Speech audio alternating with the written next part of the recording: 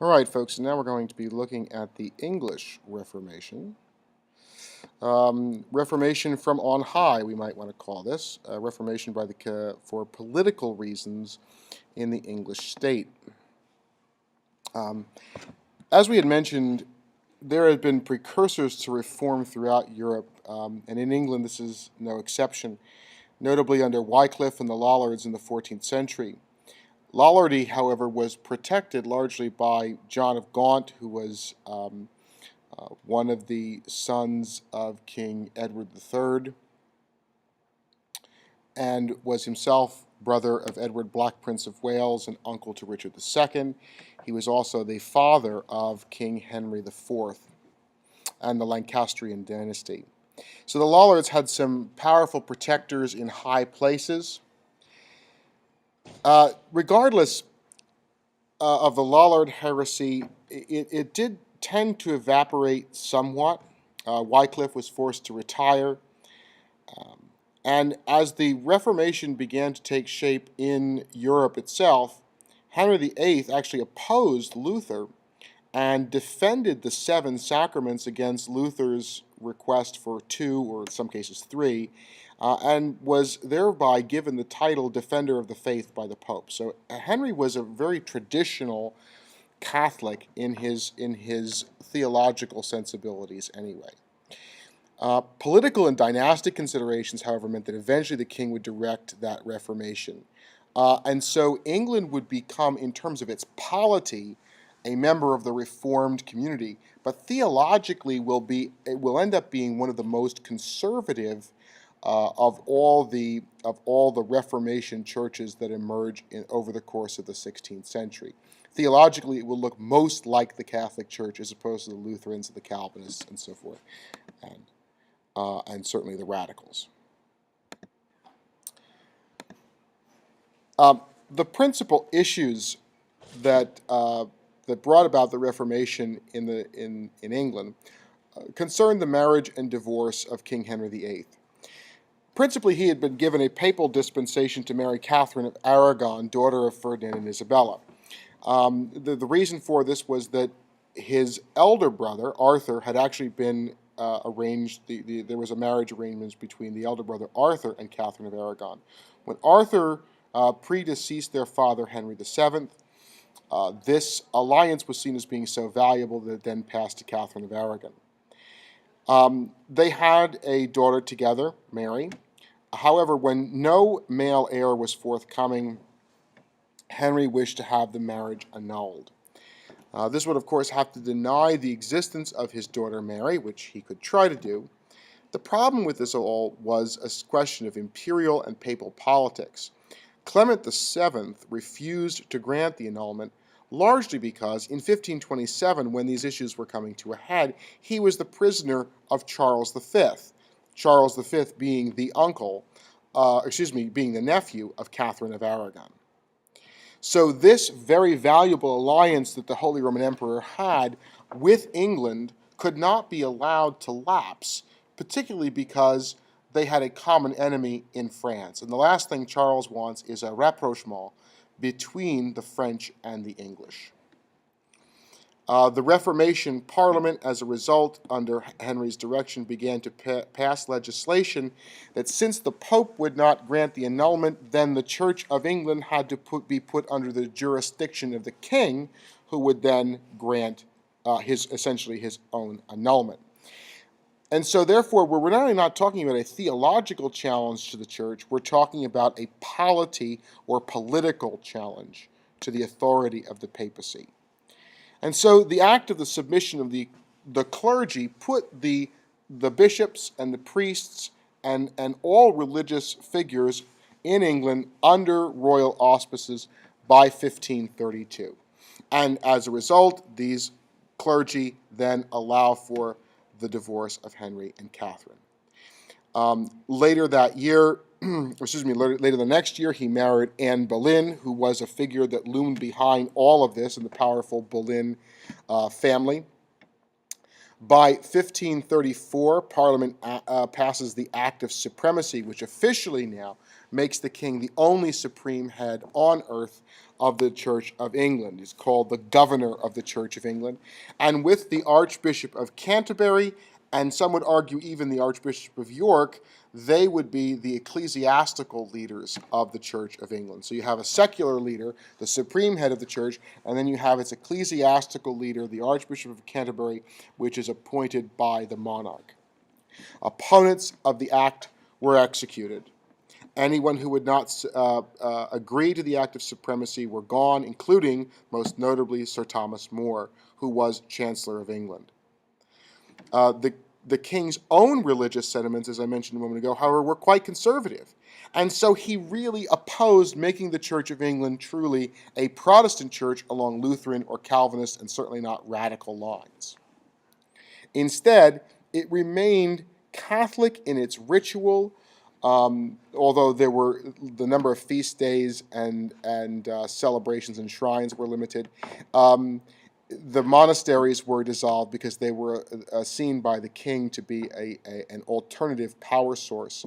Monasteries were not strictly under the jurisdiction of the Pope, and since he had usurped papal authority, he also had to deal with these sort of outsider, these groups who fell outside the traditional ecclesiastical structure of even the Catholic Church, and so he had to undermine the power of the monasteries and convents throughout England.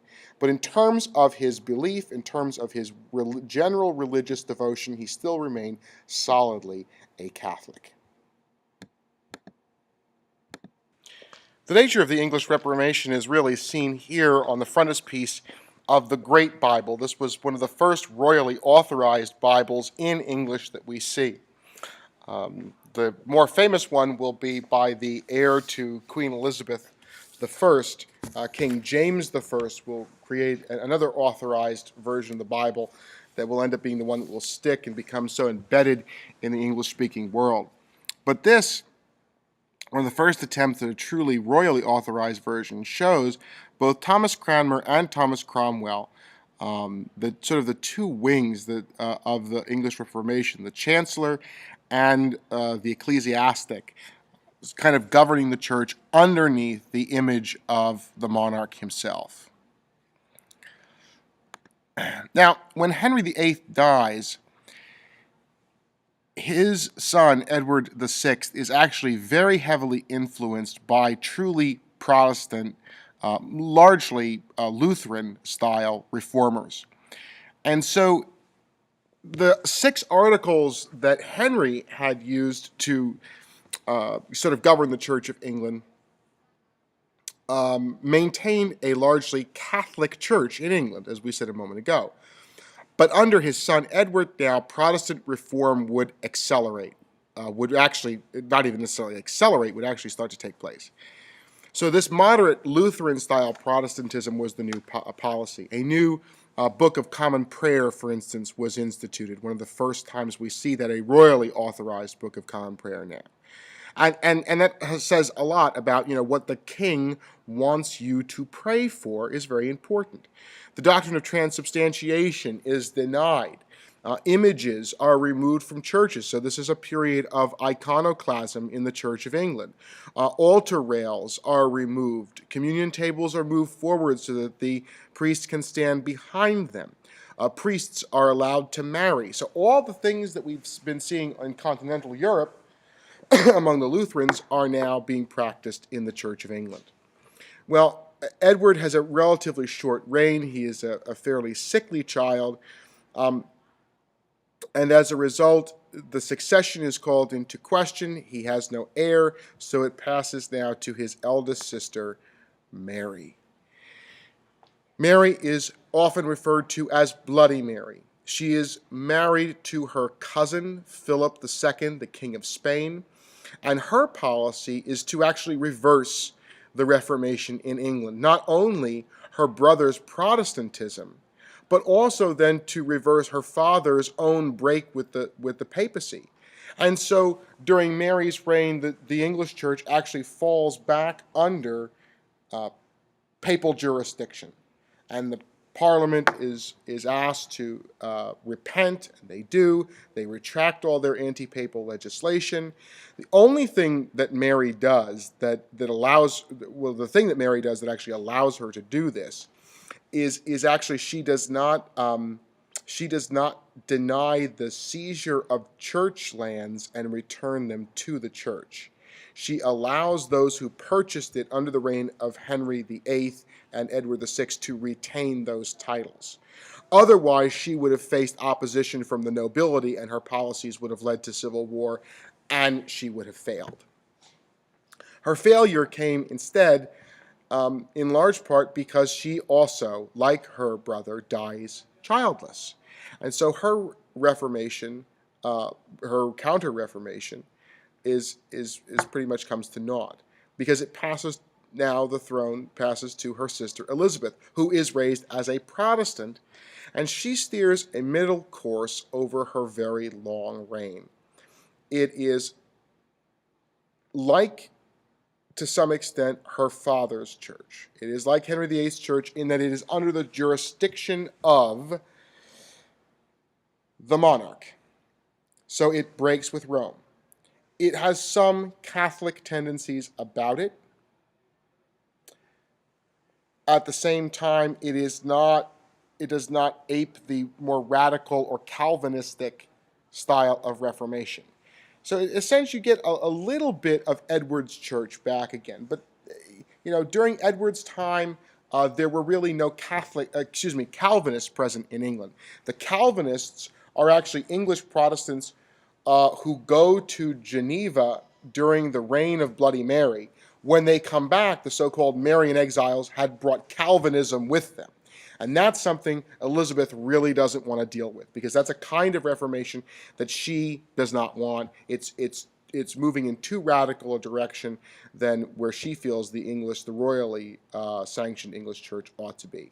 So it's a moderate Church of England emerges under royal authority. Radicals and Calvinism is discouraged. However, those Calvinists will start to sort of really hanker for increasing reform in the Church of England.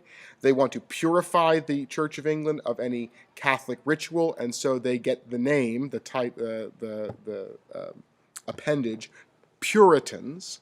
Some of them, of course, wished to purify the Church of England from within. Others thought the Church of England was so corrupt in time that they would separate from it entirely. And thus you have the two Puritan factions of separatists and non-separatists. English Bibles were retained, and some imagery, some statuary and painting and stained glass was allowed. This is what we generally call the Elizabethan settlement, a moderate, royally authorized church. And here we have the two daughters of Henry VIII. Mary I, the last Catholic monarch of England, essentially, to be openly Catholic anyway, and Elizabeth I, who sets the course for the Anglican communion, the Anglican Church, in the centuries that would follow. That's all we have for the English Reformation. It's interweaving of politics and religion. So for now, thank you very much for listening.